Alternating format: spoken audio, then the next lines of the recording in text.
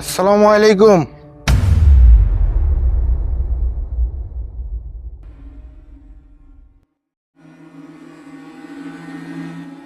আসসালামু আলাইকুম।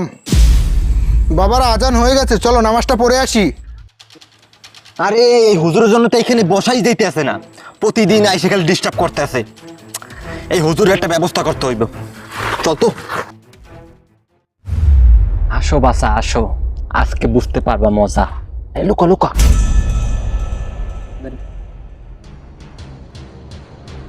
আরে তোরে কি করতে বলছিলাম, তুই তো কিছুই করলি না, হুজুরে কিচ্ছু হইল না, সোজাই হাইটে গেল।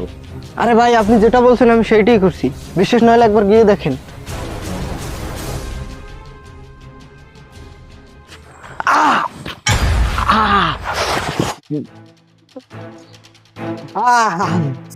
কি হয়েছে?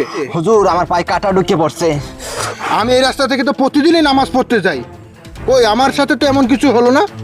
হুজুর দোষটা আসলে আমাদেরই, আমরা আপনার পথে কাটা দিছিলাম যাতে আপনার পায়ে ঢুকে পড়ে, কিন্তু সেই কাটা আজকে আমাদের পায়ে ঢুকে পড়লো।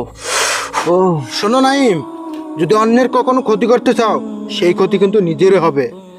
তাই বলি 5 ওয়াক্ত নামাজ পড়ো আর আল্লাহর পথে থাকো, সব সময়ের জন্য ভালো থাকবে।